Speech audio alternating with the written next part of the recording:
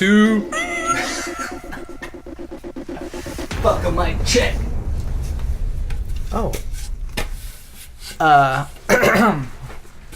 Ladies and gentlemen, girls and boys, we invite you now to listen to our noise.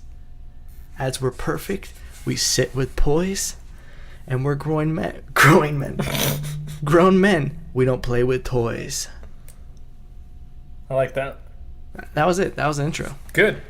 Ladies and gentlemen, the podcast is brought to you by M80 Roller. Matthew Elia, can you please tell the people what you got in your hand there? So this is an M80 roller. I created it from scratch. Started it from my garage. Currently have a warehouse now. And we're tapping into all of America and Canada. Along with that, what separates M80 from our competitor is that, A, we're just the strongest one out there. And when I say strong is, yes, a car can run this over without breaking it. Yes, the foam material is only 5 millimeters, and it's backed by industrial grade pipe, which actually delivers a little bit more firmness than your generic foam roller. So what you're saying is this is basically made from the stuff the elvish armor from Lord of the Rings is pretty much created from. Yes, the only problem is that's actually patented, so I can't say that. Oh. But ladies and gentlemen, you can shoot an arrow at this thing. I remember because Matt was doing videos showing what M80 Roller can do. And you were asking for ideas, what you would like to see M80 Roller. We should go back and do this because I asked. I think we should. Can M80 Roller handle a dog attack? You know? And I think that would be something. It looks like it did. Oh, actually, ladies and gentlemen, my dog got to this one.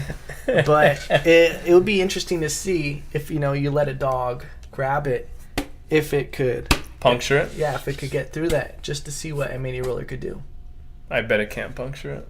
Yeah? Yeah. Any dog or? Well, I mean, yeah.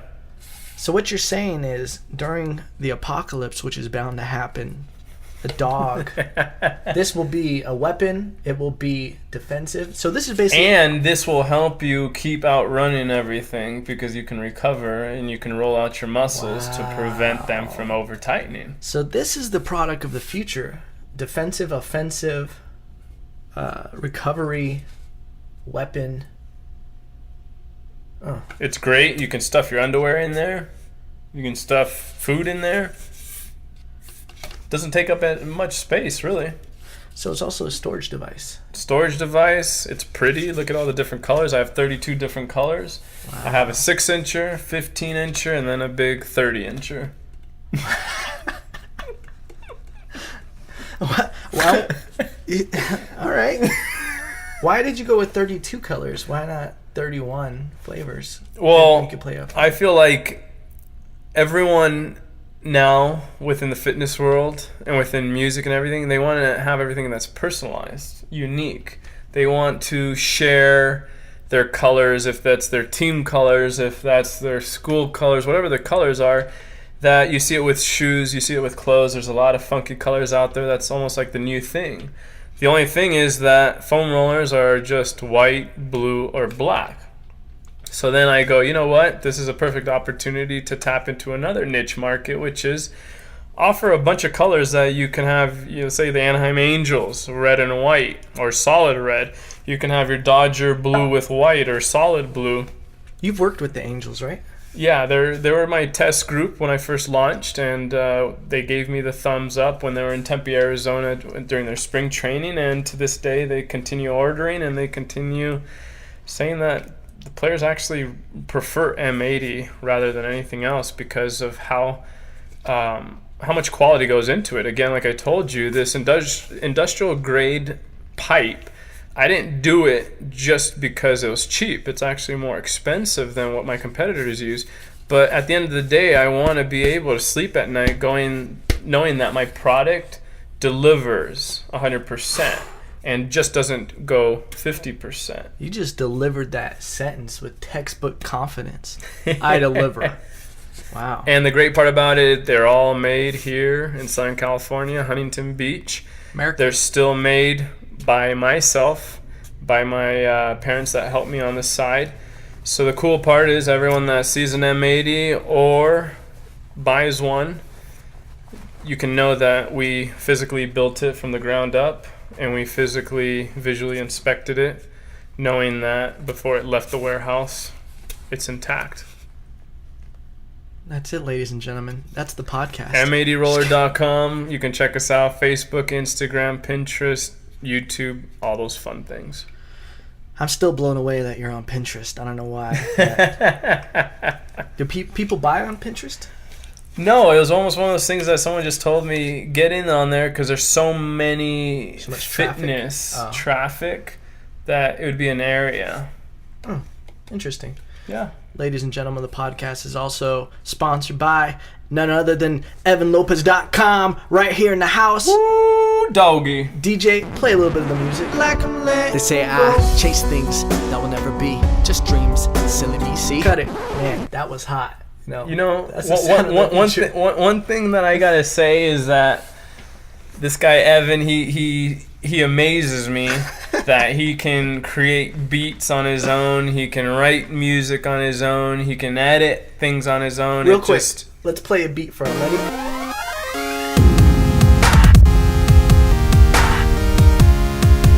You know, that's just what I feel is just a passion. I feel the drive. I feel everything.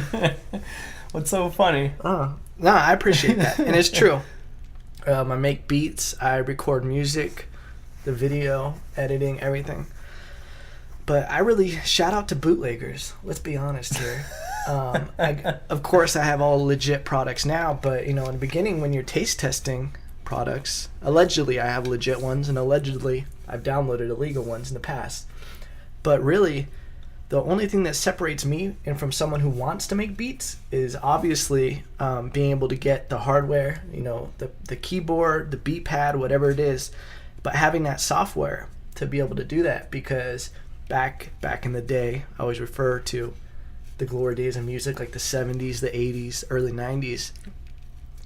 Artists didn't have technology, and it wasn't available to be able to go in a studio, just make something with, a lot of times they were just in the hands of the producers, the hands of the record labels, because they were giving those are the people who had the tools, who had the $100,000 studios, and the engineers. It wasn't so easy to just do it, but with technology you have everything.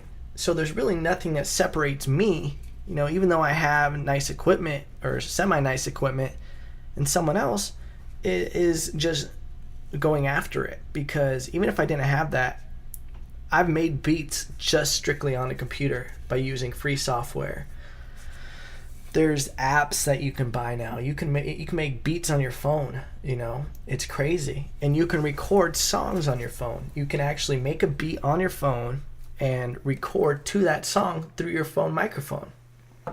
So there's no excuse to not make music if that's something you want to do, And if you just start doing it, eventually it's just you'll start getting better, and you'll start upgrading over time. But you just got to take the step to start actually recording, start actually writing.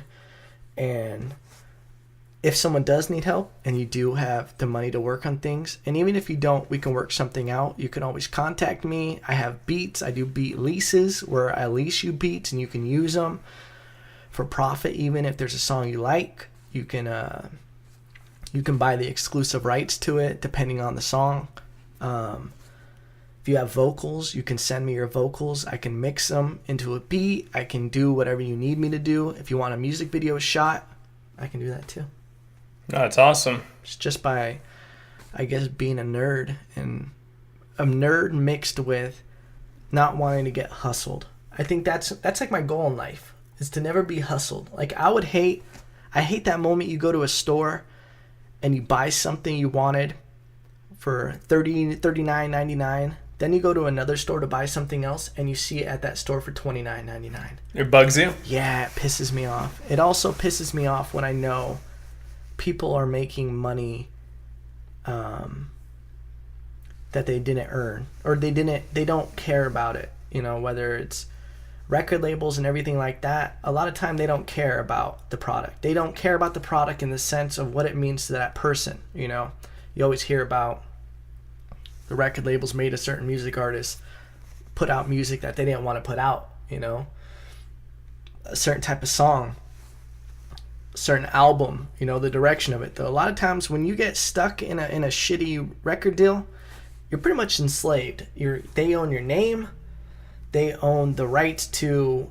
all your music. A lot of times when you sign these contracts, you sign away your name, all your songs previous, your actual image, your pictures of you, anything through social media, and it's all in the fine print of what you're signing, of so-and-so owns the rights to this, and it pretty much gives them blanket licenses, which covers everything, a blanket, that they own everything of yours. You don't own anything anymore. You don't own your YouTube page. You don't own anything. So for me, when it comes to not getting hustled by in the music industry, I want like-minded people that don't want to get hustled also. I don't want someone who is ready to sign all that away, because then they don't care about their product, their craft, So record labels don't care about the individual, what you're trying to accomplish, what your dream is. They're looking at you as a product. Is the product hot right now? Well, if it can be hot, we're just gonna, what they're calling improvements, or they're gonna improve on you. Okay, now you're a romance. You're focused on the ladies, that kind of thing. They want you to be the product for almost what's like hot a now. puppet. Yeah, exactly. And a lot of people use that metaphor a lot, of being a puppet. The record label's puppet, and it's true. So in this long-winded rant, or whatever I'm trying to say, is that if you're interested in doing something on your own, you want it to be yours, you can hire me to shoot the video. We can shoot however you want. We can do a re-edit. Whatever you want, your dream, your goal, whatever you're trying to do, I can help you do it visually, musically, whatever you need. If I second that. If you again find yourself wanting to do something like that, I think that Evan's a perfect example that you're grounded in the sense that you've achieved what you've achieved because that's what you set your mind to, and you've put your hard work. And I think that you're the perfect type of person that is able to communicate with someone that really wants to learn, and you can show that passion, show that drive, and open doors, almost like a mentor. You always need a mentor, because you're going to bypass all the BS that you really don't need to learn, that you can actually be told, if you were to do this, this is what happened. Let's take this road. Because I definitely do think that there's a right road to go, there's a shortcut, and there's a bad road to go. I think the good road will always take you the right path, but you need people to help you. And that's what's scary about the music industry, about the fight game, anything you're doing in life. So many bad people pose as your mentor. There's so many producers out there that want to get you a hit record. And I know so many girl musicians, music artists. I have a good friend, Sonia. Shout out to Sonia. She's a model. She's a model, and I'm not gonna really put anything out there. I'll use a different example. Another friend, where producers just try to hook up with girls. Really? Yeah, a lot of times that happens. I've had it in situations where girls have wanted to work with me with certain things, and they kind of pose as wanting to work professionally, but they're using what they do professionally to leverage something personal. You know what I'm saying? And it happens with guys and girls. I think it happens more with music artists, girls, who producers want to, there's so many stories of guy producers hooking up with their music artists and everything like that. And there's so many producers that just rob people blind. A lot of times, they get their artists dependent on them. They want, to just use them, and they're posing as, look, you just got to do this work. This is how this industry works, baby. This is just what it is. And, I'm trying to protect you and I have your best, interest at heart. But this is just what you got to do. You got to do this for me, and then I'm going to do this for you. But really, it's bullshit. And the reason why I want to help music artists, and I'm so interested in it, and I don't even know why. I don't want to be just a music producer. I'm focused selfishly on myself being a music artist.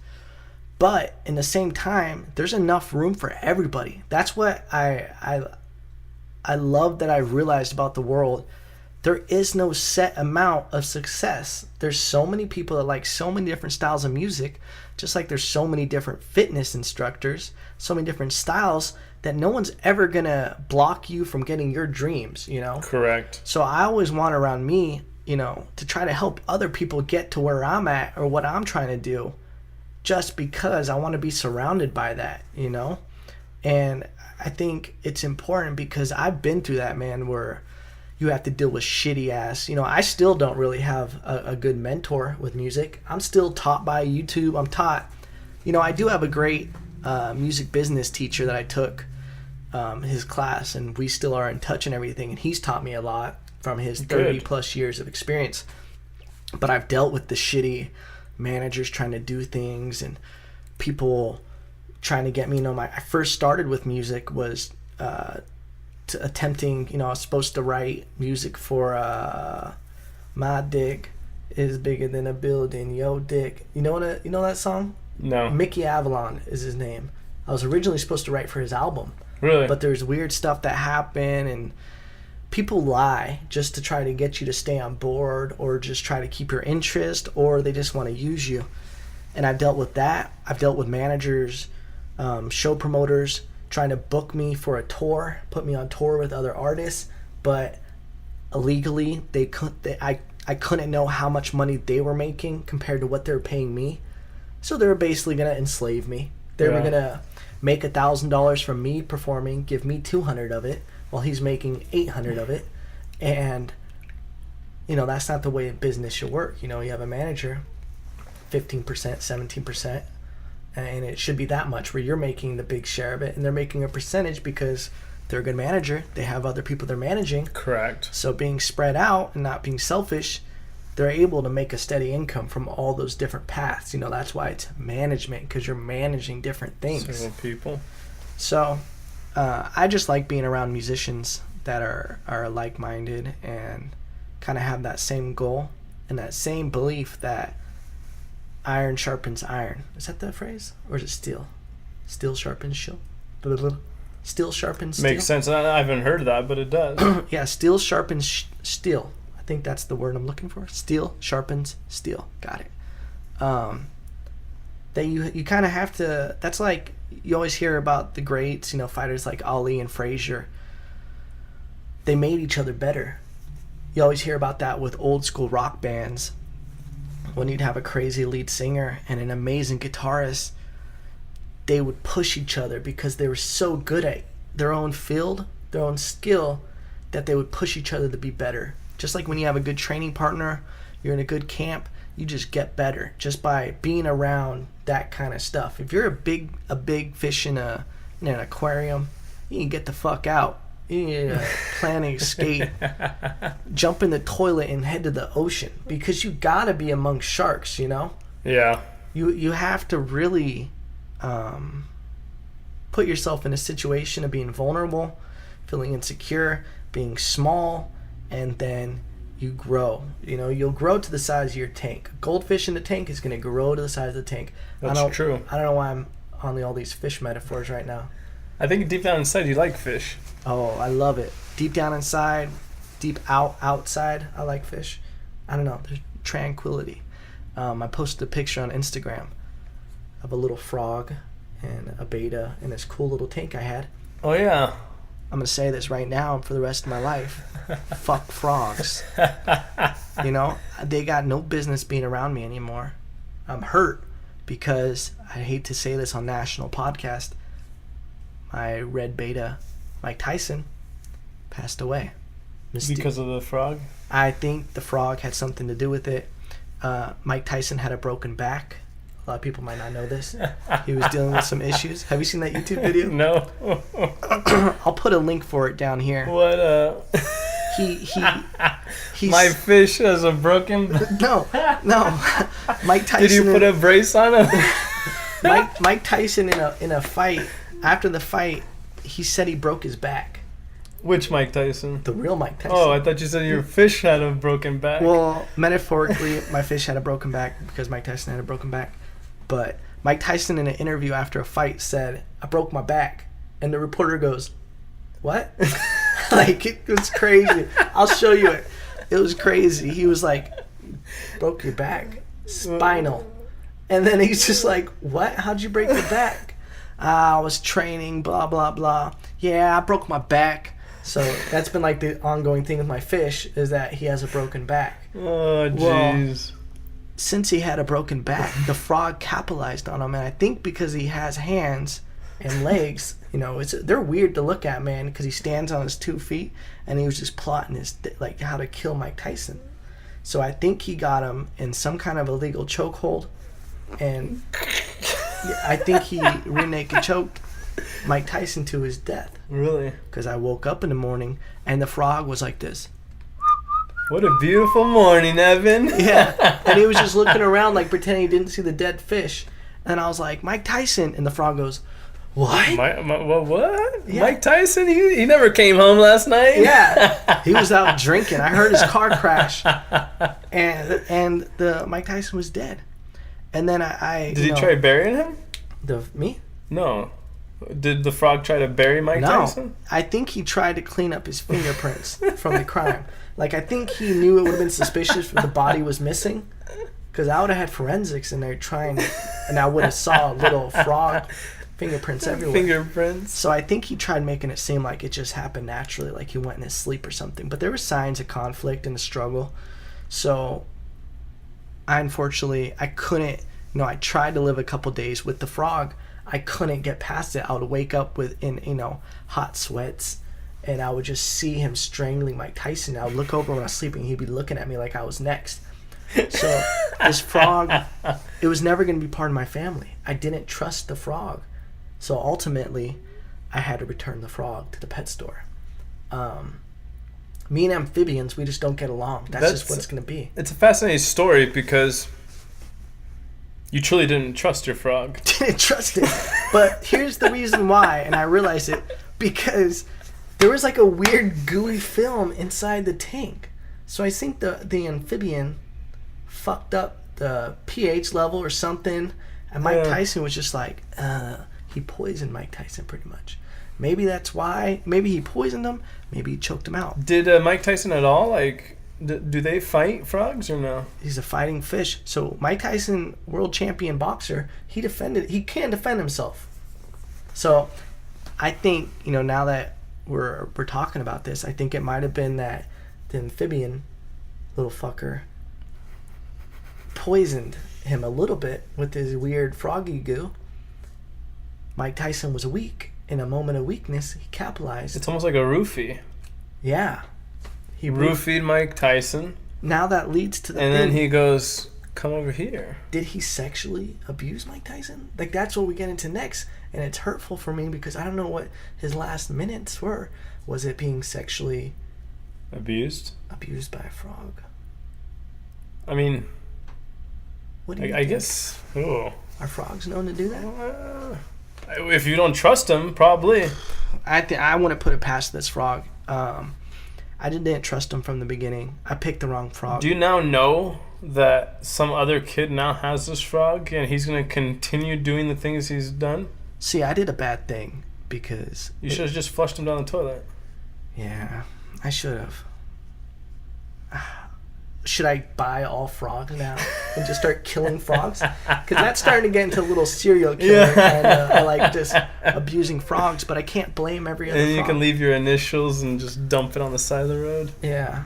Do you think, I don't know, maybe he's learned. Maybe Mike Tyson had a heart attack and I'm just blaming this frog. Maybe I tried to pose that in my head also, that he had a heart attack. The frog was trying to do CPR on him. And I just am a bad person because I just judged this frog. Actually, what that reminds me of? The movie The Hurricane with Denzel Washington, the boxer. I almost watched that movie last night. I have to watch it again because it's been forever. Hands down, such a great movie. It's about the boxer that what is it? They say the wrong time at the wrong place. Wrong time. It got locked up and... It's a great movie. I mean, the guy is very, very smart, very intelligent throughout the movie as far as Denzel, the character he plays. Yeah. But that reminds me of that. Where he got wrongfully accused, went to jail. And then, Bob Dylan has a great song that they used it as part of the soundtrack to it. oh, really? Yeah. The story of that movie, you should see it if you haven't seen it. Denzel Washington, the Hurricane. It's a true story based on a boxer named the Hurricane. Correct. Who was framed for murder, or it was self-defense. He killed a guy. Yeah. He thought was cheating, or his wife was cheating, right? Something like that. Someone attacked. Someone broke into his house, or he caught his wife with something like that. He killed the guy, got put in jail, and then evidence, someone looked into his case, read a book or something, and saw that something something wrong happened, and he was put in jail. Yeah, for the wrong reasons. Shit like that happens. I want to say put in jail almost for life, or if not close to life. There was another story about a year ago, I want to say it came out. A guy was wrongfully put in jail, and it was so blatant that, he ended up, it was something like 27 years he was in prison until they realized that he was 100% innocent. Jeez. And he ended up getting some certain amount of money. It was like $7 million or something. Well, first of all, they honor you the pardon, and then they try to all it is going to be a giant lawsuit, and the city or whoever just basically will dump you money just to keep you quiet. Yeah. But I still can't believe that feeling. Like, that's one thing that really digs deep inside that makes me uncomfortable, is being locked up, just because I love being free so much that I can't at all fathom a lifestyle that is not what it is right now.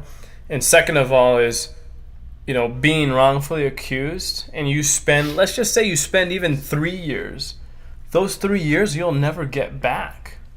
I can imagine 27, man. Those 3 years have now shifted your career, if whatever direction you were going. Not even that you lost those 3 years, but who knows what the fuck happens in those 3 years in prison. The change, the bitterness, the anger. A lot of people end up going back to jail because there's a statistic. How many people, once they go in jail, they go right back when they get out? Because you go to jail, you learn how to do crimes better. A lot of people, if they rob someone, then they learn from people inside how you do those even better. Then they repeat it and they start a cycle. But yeah, no, I can't imagine. I don't know what I would do, but it kind of goes to the thing of isolation. Do you develop more if you have the right mindset? Well, I mean, you get all these movies that show these people. Like, for example, another great one is Shawshank Redemption. And that's a perfect example of, guess what? A smart individual is now in jail.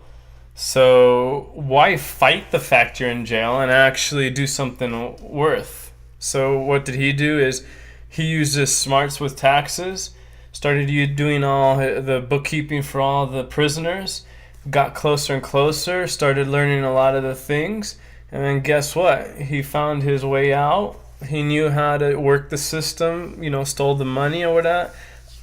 I think that that's what I would end up doing. It's almost like a Gandhi move of, peace, tranquility, accepting that you can't do anything, but taking advantage of your time. Yeah. So I would be hitting the books. I would be learning things that I never knew, because I knew that the day I would leave, it's like I never skipped a beat. I never skipped a beat within my life. It's almost like this was just an isolation mode, challenged me, I grew, I got stronger, and I learned more. Therefore, guess what? When I get released back into society, I'm not going to be just a lifeless person. I think that's rare. I think also the system's set up to not really give people a fair chance once they get out. I guess with technology, you can start your own business and do all this certain stuff. But there's probably certain things you can't apply for once you're a felon. That's the thing is, I mean, like, if you're wrongfully accused, does that mean that they completely remove it or expunge it? Or do you still have to put in there that, I've been in jail for X months, but I was wrongfully accused? I think if you're wrongfully accused and it's proven, I think they can't have anything on there saying that. You might legally have to disclose that you've been to prison. I don't know what the law is on that, but I think if you were convicted as a felon and then you're not, I don't think they could mark you for that. Makes sense. I mean, that would be very unfair.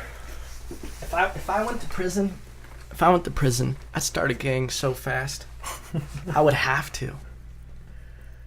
Or join one. There's probably one pretty much set up for me.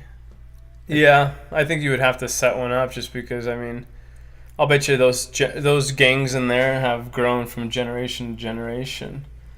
And either people die or people join. Yeah. I watch a lot of Sons of Anarchy, so I feel like I know the prison system a little bit. Seriously, though, like, there's shows like Orange is the New Black. Have you heard of that show? I've heard of it, never seen it. It's a really good show. But I think it glorifies, prison. And it makes people probably believe that they know what prison's like, because you see it on this show. One show that I like is Locked Up on, I think, National Geographic. And they go deep into the whole prison system. The only people that know what goes on in there are those freaking prison guards. It's like going to war. People who have PTSD. Jeez. It's probably the same thing people who go to prison have. Yeah. Yeah, prison. I mean, they say that these, obviously, mostly the sheriffs here in California are the ones that regulate all the prisons. But they say that you just learn so much about gangs. I mean, from their tattoos to the way that they talk to the way that they have their lingo. I mean, even if you want to go even deeper in there, I want to say I saw a show on the white supremacists within the prison system, and they even have their own language. They have their own codes. They have their own just everything. So then when the outside is communicating with the inside, the security they don't see anything, therefore they just pass it along.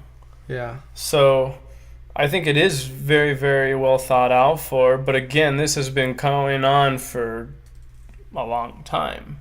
That's what's crazy. Like, you hear about gang stuff, how they have the successful ones, they have their own way of talking on the phone and everything. They'll be like, oh, we need 3 birthday cakes with 2 scoops of ice cream, meaning we need 3 pounds of cocaine and scoops of ice cream and crazy shit like that. It's crazy that how much effort can go into something like that, of it just being, they look at it like that's what's crazy is when you get past the drugs, what it is, it's just business. Yeah. Like, it's crazy. And that's why some drug dealers, they get out and they're able to create a business, because all it is the drugs are products. Yep. How are you going to get your product out there? How are you going to market it? How are you going to get your distribution channel? I think it's just such a negative thing. And that's another thing. Being in hip-hop, it glorifies drug dealers, it glorifies crime, it glorifies all that stuff. But it's crazy when you hear about kids who have sold bags of weed. They've sold little stuff like that. You sell a couple white kids a couple bags of weed, and all of a sudden you're a drug dealer. I guess technically, I don't even know. I could, like, what if I give someone a bootleg song? Am I a bootlegger? Am I a criminal now too? Am I? I mean, in the eyes of the law, yeah. Yeah. But there's also, I feel like, that blurry line that I don't think that you would be considered that. And it's crazy because I think a lot of times when people talk about, like, yo, I'll get the weight, whatever, like, they talk about drugs and music. And I know for a fact some people, if I know them personally and they're talking about a certain thing, and I don't really say it, I'm like, whatever, that's your art, that's the angle you're going with, whatever. But I know that they don't know about that. I know that they don't know it on the scale that they're trying to portray. Yeah. Because I think there's nothing cool with giving crackheads, pregnant women, crack and all that kind of shit. But I'm also drawn to rappers like 50 Cent, who lived a crazy drug dealer's life. and you hear the reality. Like that's the crazy thing, is you can sometimes decipher what's real and what's not through someone's music. When they talk about out on the corner for 12 hours in the same clothes, I haven't eaten in days, blah blah, you're like, oh, that's a real drug dealer. Yeah. Because they're talking about that real struggle of that. That's almost interesting. I don't know, I'm like contradicting myself, but that's interesting for some reason, because you're like, oh. So basically what I'm saying is, if you're not about that life, don't say you're about that life, you know? Because when you're glamorizing, yo, I got money and bitches because I make that weight move, like, it's stupid, because you don't, it's like from the 40-Year-Old Virgin. You remember the part, have you seen 40-Year-Old Virgin? Stephen Carell? Yeah. Okay. He's talking about, they're telling him to describe a boob. Oh, what were tits like? And he's never felt a tit. And he's like, it was round and it felt like sand in a bag. Like he was describing something that just wasn't real. Foreign? Yeah. And that's what sometimes you get from people's music. You know, like that's why I think hip hop gets such a bad stereotype. Because so many people think it's supposed to be something other than whatever you feel like it is, you know? Correct. They're not making it their own. They're making what they think people want to see as hip-hop, what they think hip-hop is. Yeah. That's why it starts being corny when you start hearing musicians saying stuff about bottles and, you know, bitches and money and cars, when really they don't have that. If they have that, you know, there's people who get away with it because you know that they have that and that's their focus and their, you know, that kind of life. But when you're hearing, you know, I hear kids from, I'm not going to say any names, Santa Clarita, and all these different places that I know didn't grow up with money, bitches, and cars and a certain kind of life, and they're talking about it, and I'm like, motherfucker, have you been in a club? Like, have you ever been on the couch? Are you really throwing money? And I guess that's almost like for you, your passion of music comes from reaching back, taking yourself back. I'm gonna get so much hate for all this stuff I'm saying. Going through life. So the cool part about that is that you create relation to your audience, because the fact of the matter is, if you feel the things you feel, why wouldn't other people feel that same way?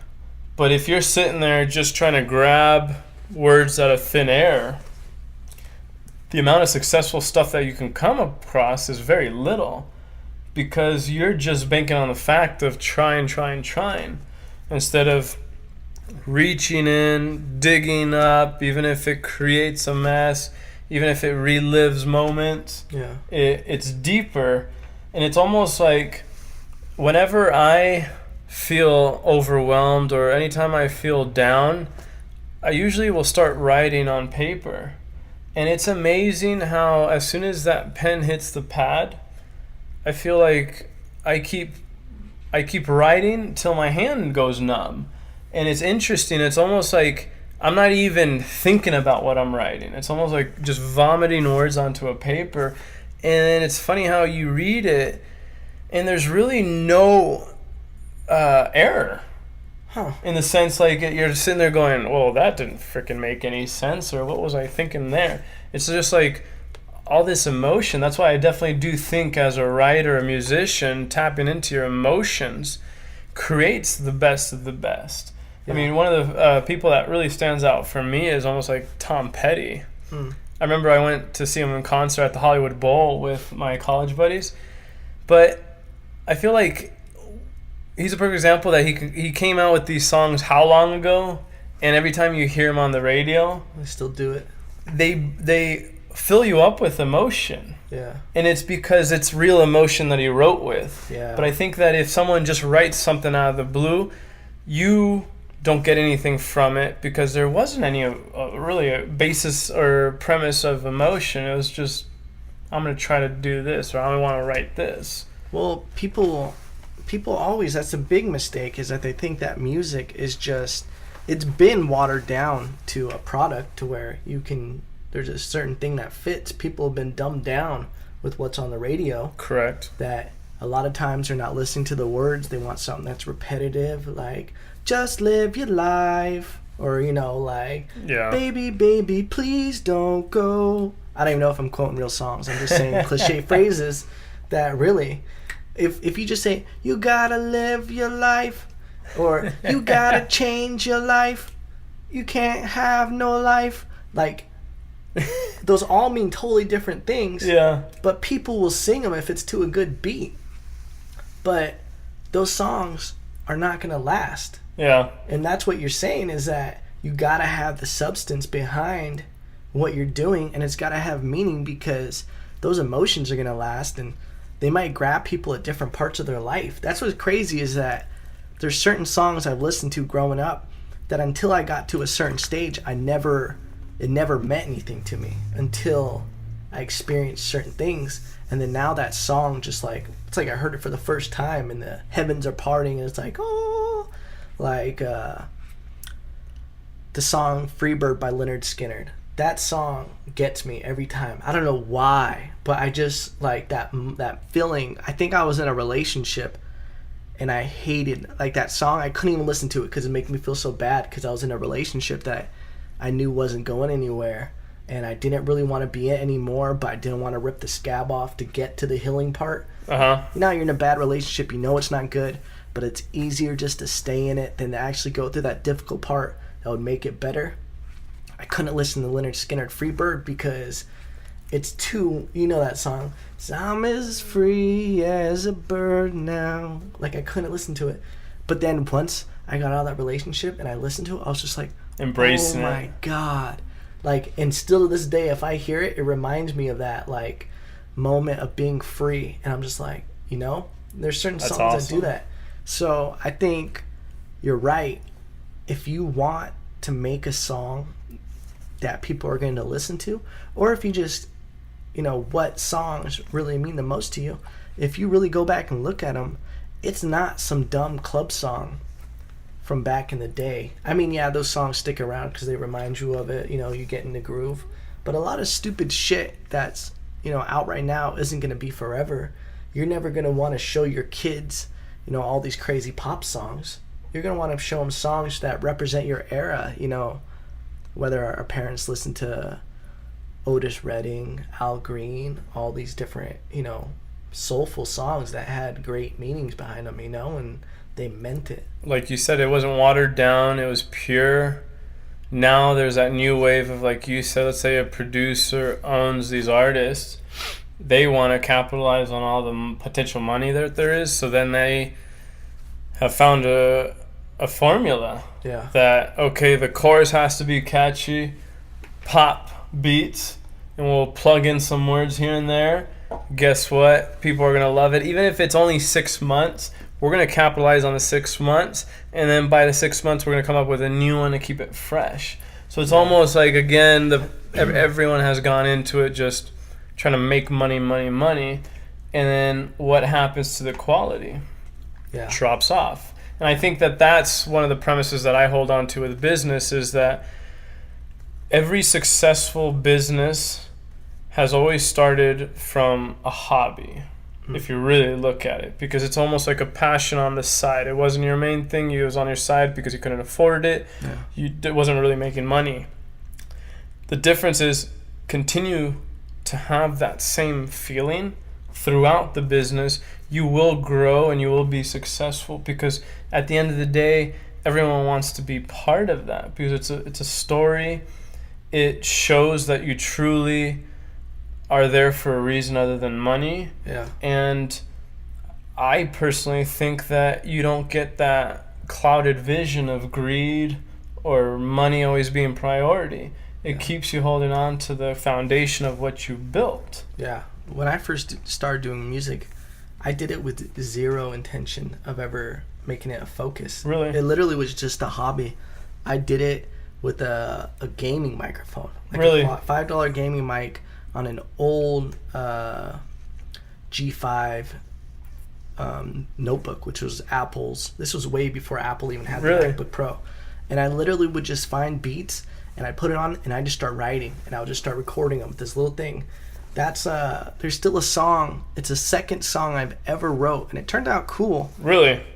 It's on YouTube. How to Save a Life rap. I remixed How to Save a Life. For some reason, everybody liked it, and really? I even said a line in that song. I said, "I never plan to sell, so I can't fail." So it was like, it was weird because I really did start off as a hobby. Like, I really had no intention of ever doing music professionally, but that goes back to, I realize how much I love it, and that if there's people out there making money with it, great money, why wouldn't I do what I enjoy doing most and putting off everything I'm supposed to be doing to do this hobby? You know, going to nursing school, I'd spend more time focused on music than I would on nursing, just because I didn't give two shits, you know? Yeah. I would literally miss class sometimes because I wanted to record, and a lot of people were like, "Man, Evan never focuses on anything." And like, I would just do enough to get by and, you know this, know that, but everybody knew I didn't want to do it, even in the classes. But again, you never, I think, would have had that passion to pursue it like you do now if you weren't given sort of that scenario, A or B. Yeah. And then you kept on siding with B. Yeah. You kept on siding with B, so then guess what? At the end of it all, you go, this is my passion. Yeah. Am I going to pursue it or not? Yeah. But it was never one of those things that, okay, I'm into it, having fun, then I get bored. Going to the one, I'm having fun, get bored. You always had a consistency. Yeah. And it actually, I think, ended up growing so strong on you that it forced you to move back, forced you to work a full-time job so that you can buy and invest in all the tools that you need to create your own little studio. What's crazy is that when I was first starting music, there was a lot of people around me that were doing music, and we kind of started, a lot of us, the same time. I'm literally the only one left that's still doing music from... Really? There's about 6-7 people that we kind of all started around the same time, and it just was weird how we all kind of started. A couple of them were actually, we would hang out and record, but then I noticed that it started getting to the point where I was still recording. I bought a new mic. You know, I went from having a little headset mic to bought a new mic, and then from that one I got a real mic with an actual 1/4-inch connection,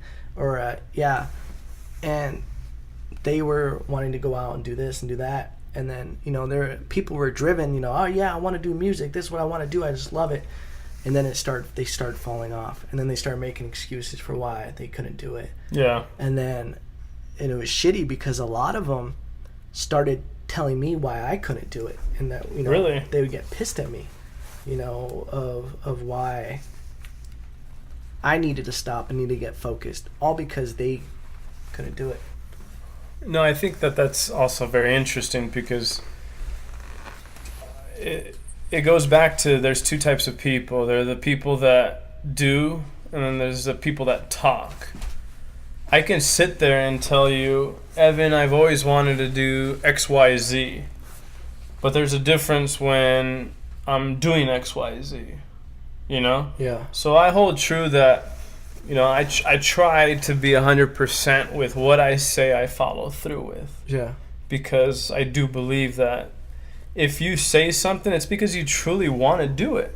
Yeah. But when you step up to the plate, when it's your time to do something, that's what separates someone from being a self-employed, entrepreneur-driven person than someone that has to work for someone else, that has, you know, structure as far as a work day, that can be able to literally put the pencil down, walk away from the desk, and never have to do anything with that till the next morning. So with that, again, there's those two types of people, and I feel like we are both, even though throughout life we've sort of separated, we stayed in contact, but it's always been through phone, texting, email, things of that nature. It's funny that now we connect back stronger than before. Yeah. And we both have this component that keeps us strong, which is self-driven, motivated to follow our passion, you know, put all the things around us that create negativity or create distractions, we throw it away. For example, alcohol, for example, you know, certain friends that we just have to part with or separate ourselves so that we can continue doing what we need to do. Yeah. And I mean, it's pretty funny how we both started our own thing, and it's almost like we both have that same mindset. Yeah. I think that's why. I think if we weren't the way we are, we probably wouldn't be hanging out right now. No, I don't think so either. There wouldn't be any relation. There wouldn't be any content that we can sit there and keep talking. We're really gaying out on each other right now. We're just showing everybody bromance. Need a little heart coming up right here. Nah, it's true. And that just goes back to, we got lucky. It's just true luck that this happened like this, because it really comes down to just being around people. And when I say luck, it's easy to find people that you're motivated with and that are like-minded, but you just have to go out and find them.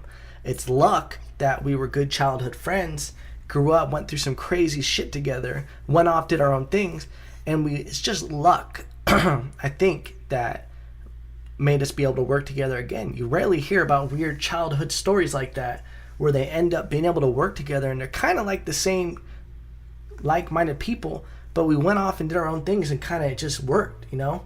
Yeah, it wasn't like, I guess, that mentality of friends staying friends all the way till whatever time period. It's like we both did our own thing. We would connect once in a while, but that was it. Yeah. And then as soon as we started to learn more about each other and we started our own businesses and we started seeing this and that, and then I definitely think that Christy, your sister, she was the one that literally went, yeah, here. And then once we started hanging out with each other a little bit more and we started talking about each other's successes and following each other on Instagram and Facebook, I think that's when it was like ding, ding, ding. Yeah. We're literally like the same person. Well, we started talking more. People don't know, Matt's strength and conditioning coach. Also, aside from just training regular people, he trains serious professional athletes. That serious professional athlete that he's referring to is my sister, who's a professional MMA fighter. I train her with her stand-up. She also trains at King's MMA and 10th Planet. You can check her out at ChristyLopez.com. Follow her on Instagram and Twitter at Christy Lopez MMA. But since I was helping Christy and Matt was helping her, we never had a falling out. We still always text once every couple weeks, once a month, and then we would talk every few months. Correct. But then when he started training Christy again, we started texting again. It was more often. We saw each other, and then we started talking about, getting really in detail what we were doing. And we kind of realized every time I would say an idea, what I want to do, he would say, he would add to that and it'd become a bigger idea. And then I would add to that and it'd become a bigger idea. And it kind of seemed like every single time we were talking about working together. Yeah. We never once said, let's work together, let's do something. It always was natural and was just like, you get a couple pieces that work well together and they just connect. It's just how it happens. We're gaying out again on you guys right now. But it really is, I feel like it's luck. And it could be just that the like-minded, it was just, bound to happen naturally with people who want to have kind of the same focus. But it's important for people to, if you're not lucky to have a childhood friend who's like you got to let go of a lot of your friends. That's the thing that kind of sucks, is when you want to do something different, you want to kind of get out of the beehive, get out of the cubicle and do your own thing, you're going to lose a lot of friends. You're going to realize a lot of those friends weren't good friends to begin with, because if they were good friends, they wouldn't be trying to talk you out of what you're passionate about. They wouldn't be selfish with your time. They would realize that people have to make sacrifices to do different things. I've dealt with that text so many times from people about, man, you never do anything fun anymore. You never do this. You're going to miss my aunt's graduation. Like, I'm like, dude, you're just being ridiculous, Yeah. And people take such insult when you can't do things. And it sucks because I feel like people never understand when you say, I'm sorry, I can't go to your family's barbecue because I have to do this. Especially with me, I have a hard time getting out of things, even with family, because they think that what I'm doing, I can just do it whenever I want. They think because, you're kind of self-employed that you're 100% flexible. And the truth is when you're doing something on your own, you have even less time if you're working 9 to 5, when you're able to ask for vacation off. Because really, there's never enough hours in the day for me. I literally, editing the intro that you guys saw at the beginning of this video, making the website, everything, I worked about 12 hours one day just on editing and getting the site ready. Then another 8 hours the next day, to the point where my eyes are bloodshot. I was getting like pains in my leg from sitting there. Right. Yeah, and it was bad to the point I was cracking. I literally said, fuck this. I had to go. I dropped everything and I went to the movies. I went and saw Guardians of the Galaxy. Great movie. I ordered chicken tenders at the movie theater. I went to IMAX because I snapped. Because when you're doing something on your own, there's you can get lost in how much work you have to do. And no matter what, you always feel like it's never enough. Do you ever feel that when you're like, you finish a fucking long week and you still feel like you didn't accomplish enough? Yeah, I feel that all the time. And I think that slowly I'm starting to understand that you have to change that mindset or else it becomes a little bit obsessive. But the fact of the matter is, when you're in charge of yourself and your company or whatever you're trying to grow, you have a million projects. Yeah. You're your own marketer. You're your own, self-educator. You're your own actual worker that has to edit, has to come up with new beats. And then if you come into a problem with a beat or some sort of technical problem, then you have to go and search for a solution to that problem. So guess what? That diverts you. A person that just works a 9 to 5 might have a couple projects, but those projects are pretty specialized and that's pretty much it. But imagine if you had to own your own business and then you're in charge of everything in between those lines. You know what I think when it comes to business like that, and you're saying, if you're working for an employer and you have these projects, they cut out a lot of creativity out of your work stuff.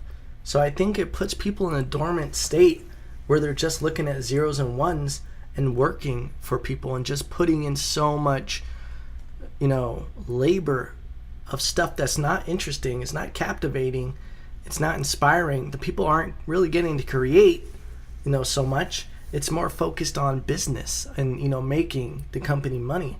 Because I think what would happen if people were doing creative tasks and feeling great and fulfilled, they would be like, the fuck am I doing this for someone else? I can do this on my own, They don't want to pay you for being creative. They don't want to pay you for making something yourself. They want to pay you to build their dreams, what they're creative with. They always say that quote, work hard to create your own dreams or you can get paid by someone to build theirs. No, it's true. And I think that it goes back to the American way of micromanaging.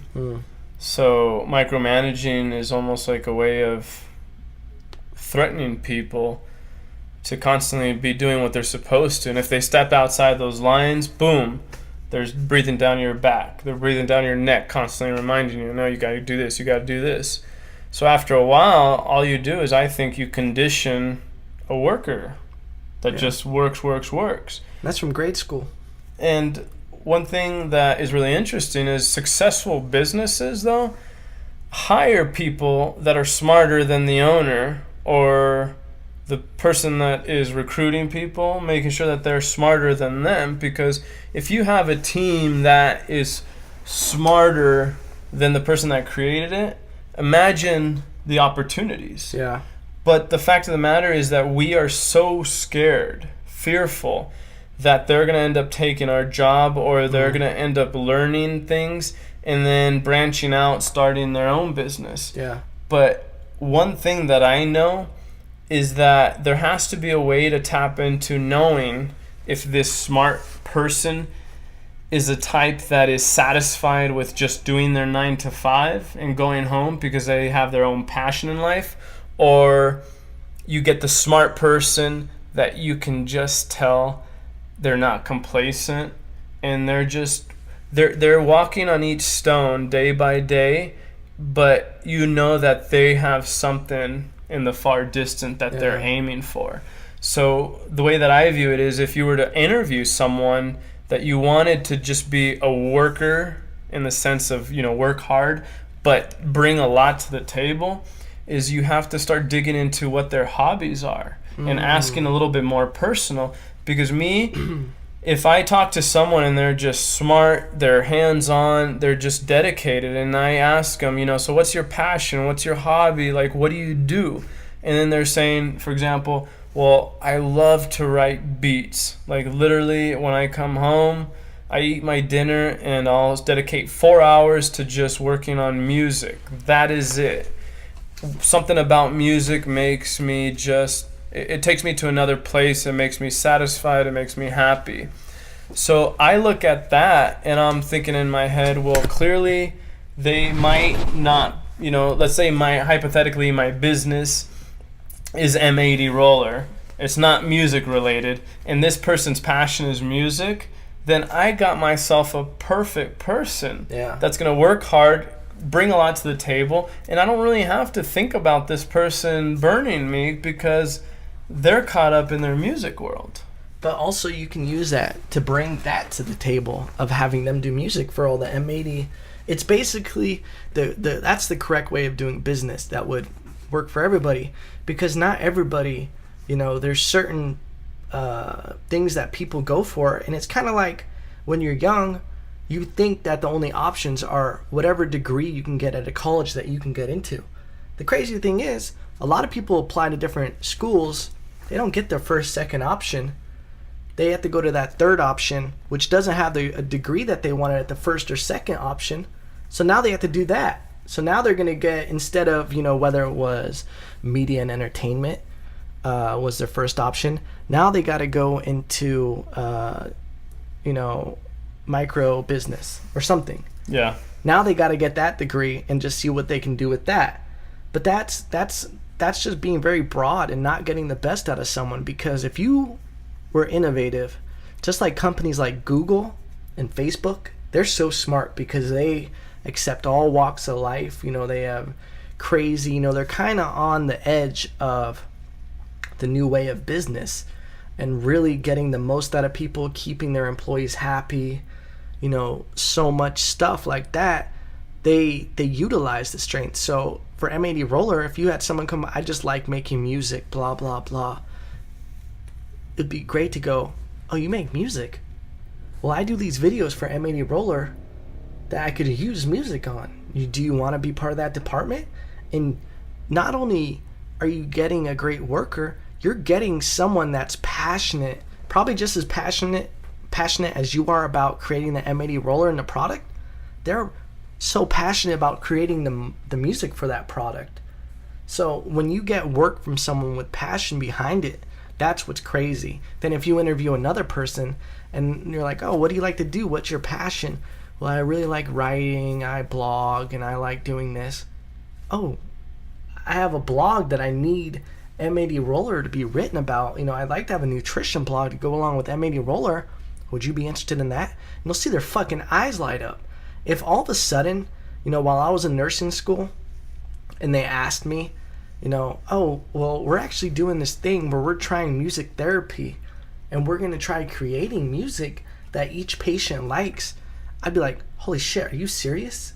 I don't have to wipe asses and clean old dirty dicks anymore? Yeah, it happened. I would go insane. And I think there's the quote about it's a giraffe is going to fail every time if you judge it on its ability to climb a tree. So that's how it is with a lot of people. True. Is you're making everybody pass a certain test. You're funneling them to this certain way of education and business when they aren't meant for that. They're not meant to be a lawyer. There's probably some lawyers out there that were supposed to be the next greatest musician that ever lived. I believe that. There's so many people that never do things because whether it was fear, whether it just didn't, the option wasn't there for them, And I think a lot of it is that we aren't tapping into the best that people have to offer. We just need someone, a ones and zeros, to fill in that void for our business, you know, instead of trying to get the most out of people, because this is just the way business is done. You know, the way corporate America is set up now and the government set up, you're not meant to get the most out of people. You know, it's not set to do that. You're set to send a kid to school for 8 hours a day learning and doing assignments that they're not passionate about just to get by, you know? And then, surprise, surprise, when you get done with that, now you're going to work a job from 9 to 5 where you're doing assignments that you're not passionate about and just doing that from 9 to 5. It's the same exact schedule. You're not training people to be critical thinkers. You're not training people to be all that they can be, the best version of themselves. You're training them to be ones and zeros for this big-ass machine that is corporate America. I sounded so stupid saying that. I sound like a hippie bullshit. But it's true. And the machine's been going for so long. We're so in debt as a society, as a country. Everything's not working. That's what's crazy, is we want to pretend like this is the way to do business and this is the way it works. Go to college, get a job, do this, open your business, blah, blah, blah. If you look at how much we're in a minus every single year. Sure. Every single year we go into debt farther. So we're conditioning that the system's not going to work. You know, it's already broken. It needs to be gutted out. As soon as something stops making money, something doesn't work, you need to fix it. Why is the oldest thing in place still going? You know, with the way politics is set up, the whole voting, with student loans, the debt, the university, the way we're teaching kids, it's bullshit. You know, when we're in debt so much, and it's only getting more in debt, we're going to start losing retirement. Everything that was promised to you know, veterans and old people is going away. All because the system didn't work from the beginning and it outgrew its ability.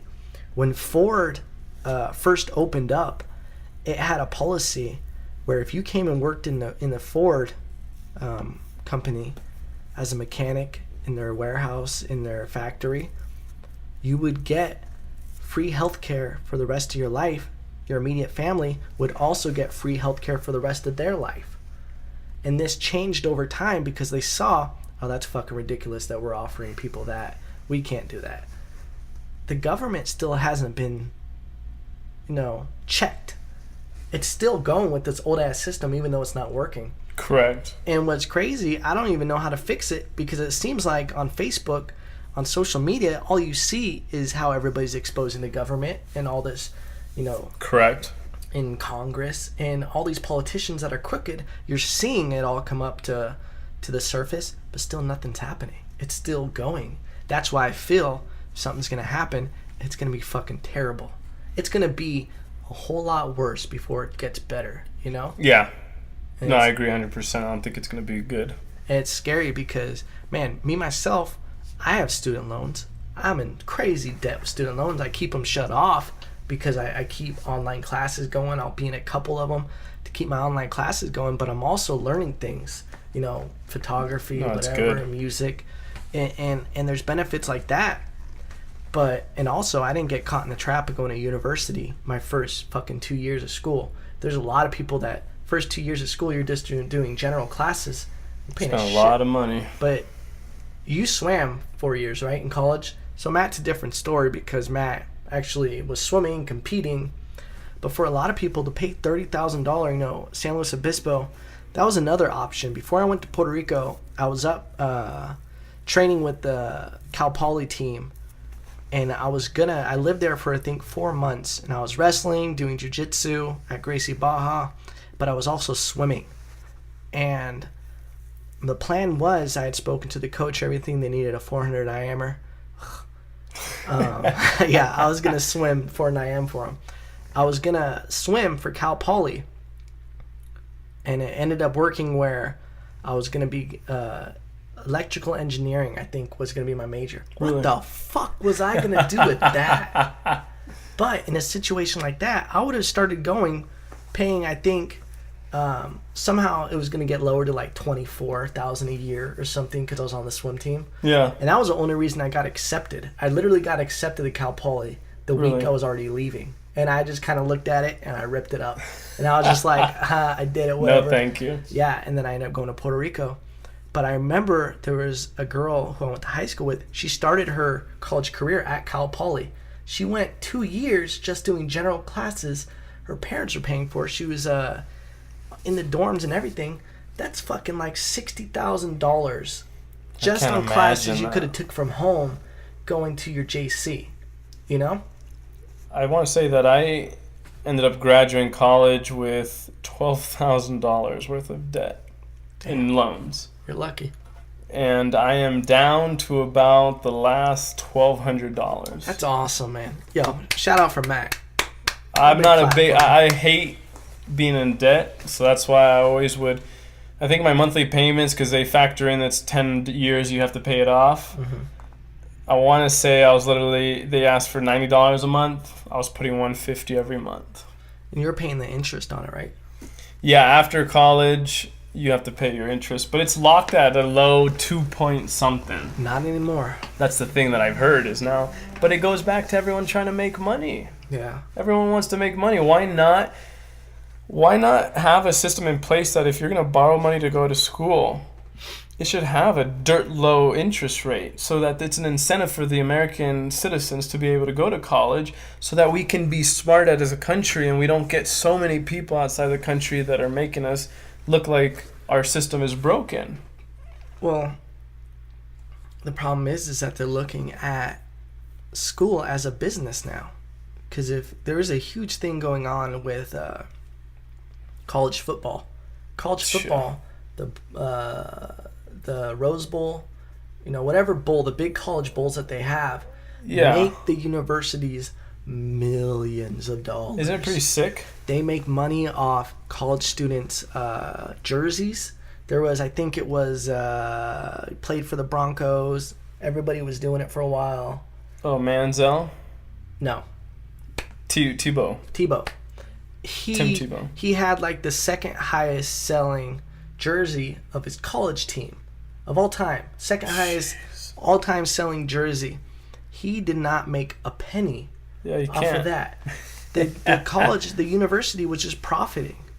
And yeah, they say, oh, you're getting your education paid for, blah, blah, It's blah. just a way of making you believe what you're doing is right. Yeah, that, it makes it okay. Oh, we're paying for this, we're paying for that. But really, they're getting a tax write-off for giving you that full ride. They're getting tax write-off. So they're still making money as if you were still paying for those classes through the taxes. That's another creepy thing that the music industry does also. They'll sign music artists that they know are going to fail. Really? So they have the tax write-off. So they keep this music artist. They know they put this out. They invest a certain amount of money. That's a tax write-off. Jeez. Because they're not making their money here. They're just using this as tax write-off. Just like when companies make a smaller business as a failing thing as their tax write-off, Yeah. So it's crazy when college education becomes a moneymaker. It's not a thing provided by your country, by your state, to make that better. But no, this is a business. It's not education. Well, take a look at textbooks. Yeah. That is a moneymaker. Publishers are making a shitload of money. And they're always making new editions where they're just changing words and... That's all it is. And then the fact of the matter is the schools will pay you cash for your book, which is close to nothing, and they'll put it back on the shelves and sell it for $20 more. What's crazy is that there still is textbooks, and there's not. Because they justify it, we have to produce them, blah, blah, blah. Why not just have an online-based material, which some do, but they still charge insane for it. Mm-hmm. I've seen, access to this thing. You want to have access to this website that has all the information. You have to pay $100, and your access is good for the semester. So it's zero cost for them, and they're still making $100. Yeah, no, and again, there's a reason with all the technology and research we have, why hasn't textbooks gone completely, zero and moved on to more of an electric platform? The reason being is because guess what? Money is being made. So if money is being made, they're not going to go away with it. fact of the matter is they're just going to continue doing what they're doing because it generates money. And as long as money is being generated, that means jobs are there. That means people are getting paid. You know, it's just that vicious circle that why change something if it's already working in their incentive? Yeah. No, and it's gonna stop working. I feel like the problem's gonna work itself out. Actually, I don't know if it's gonna work itself out because the system could break. There's so many college students that now it's starting to get backed up. There's so many college students that aren't using their degree. Me, for example. Well, actually, Matt uses his, but surprisingly, yeah. Sometimes I forget that you're actually using it because you're kind of like an entrepreneur and doing your own thing. But even you, for a while, you wanted to be a cop. You wanted to go into something more secure. Right after college, I started pursuing it, and then they had that big old budget cut 2008, and that's when they started freezing all the recruiting, and it was a bummer. But guess what? Life gave me oranges. And now I'm pretty actually sure that's lemonade. Well, I like oranges. Okay. Life gave me oranges. Wait, you would want something you don't like, and then you make it into something you like. That's true. I just like orange juice. So what I was trying to say is they gave me oranges, so I made orange juice, and right now I'm just drinking pulp-filled orange juice. I like pulp way more than. Do you like pulp versus? If I can chew liquid orange, that means there's pulp, and I love that. Meaning, so you I like have to pulp chew over? it. Okay. Yeah. So sometimes I only like pulp. I like, if there's just regular orange juice, I'll drink it. But a lot of times, if I have the option, I get the NutriBullet. And you put the orange juice in there, and you put an orange in there, and you just amazing. It's amazing, man. I like doing that with juice a lot. Where I'll my after the gym shake, actually, I make it in a NutriBullet now. I get the biggest cup.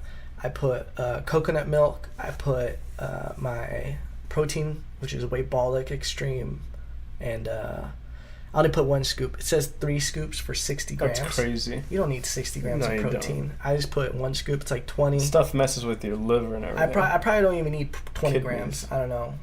And then I put coconut milk, the protein shake supplement, the powder, and I put about 4 pieces of watermelon in there. Really? Yeah. And then I'll put half a lemon with the rind still on it, and I blend that all up with ice. And it tastes really good. Wow. Yeah. There's a lot of benefits of lemon rind. Really? Yeah. That's I forgot where I read it, but the lemon's really good for detoxifying. And there's also there's enzymes in the lemon rind. Oh, okay. So it helps balance out your stomach. Sometimes I get stomach problems when I'm drinking shakes, but yeah, ladies and gentlemen, that's how I make my shakes, huh? No, it makes sense. I think it's the first time podcast we've ever just like this moment right now. I think we haven't had a dead air. I think it's nice, to. What are your thoughts for a challenge? What was the challenge we did last week? Last week we did again the Robin Williams reflecting, looking at things that you've wanted to do, and then jotting it down, putting it on your mirror in your bathroom so that after a couple of days you really know if that's the thing you want to do and take an initiative and act on it. Maybe for this week, what if we're really, what's a good idea for the challenge, I think? I think taking action more. We did the challenge last week of writing things down, and I'll post it. I'll post on my mirror. We'll do these challenges too. Show you. We'll tweet it, picture of it. But actually take action. Do something that requires, whether it was off your bucket list or something you've been wanting to do. Do it. Schedule a pottery class. Schedule cooking class. Ladies, take note. What are you doing? A lot of you don't even know how to cook. It's almost like what we talked about. There's 2 people: the people that do, and the people that just talk. Yeah. There was a quote by I think it was Stephen King, who's a lot of people consider him the best writer. Period. And he just says the difference between writers and non-writers is writers write. That's all he said. Writers write. So you just take action. Do it. And this is this week. What's that movie? Do it. Hey, do it. Do it. Which one is that? Wait, no, that's Ben Stiller, right? Yeah, do it. Is it Dodgeball? No. They're the two guys, Starsky and Hutch. Is that it? Yes. Hey, do it. So this week, do it. Just do it. Just go out there and do it. So actually schedule something. Whether you've been wanting to do a jiu-jitsu class, a boxing class, personal training, go to that boot camp at your gym. You're always scared because there's some intimidating old lady who's really ripped and like too good There's at the always class. that one. Yeah, she's always intimidating everybody. She has like, beast for legs, just looking like tree trunks. She's just like, come on, everybody, just do it. Don't be intimidated. Just go do it. Face your fear. Face your fear. Write a song. Write a poem. Send that poem to a girl. Send a dick pic to a girl. Just take action. Send a nitpick. I'm just kidding. I do not. I think that's ridiculous. I don't want anybody sending dick pics. I don't want anybody sending nip pics. Yeah. And any other kind of pics like that, because guess what? Big Brother's watching. The government is always watching. You think you're sending those little naked Snapchats to the guy like, don't screenshot this. No. They're all Everyone going can into see it. to a database. There's a website called Leaked Snapchats where you can just see, allegedly, you can just see everything. Allegedly. Yeah. Whatever. You can just see everything. And so don't think that you're, the guys you're sending it to aren't leaking the pictures. Don't think the girls that you're sending it aren't showing their friends. And if that's what you're into, whatever. If you want them to show them around, just keep doing your thing, But basically, Use this head. ladies and gentlemen, good day and good night from the Dos Leos podcast. Live your life right. That's it. M80roller.com. Oh, yeah. M80roller.com, evanlopez.com. You can check Matt at M80roller on Twitter and Instagram, Facebook. You can check me out, Evan Lopez Official on Facebook, Evan Lopez Music on Twitter and Instagram. Check me out. Tweet us. We're still trying to make Twitter for this podcast, but you can tweet us at our individual ones. Send pictures of your mirror, not mirror pics, pictures of your paper on the mirror. We'll retweet it. We'll talk to you. Whatever. Challenge yourself. Dos Leos Productions. We out this bitch. Whew.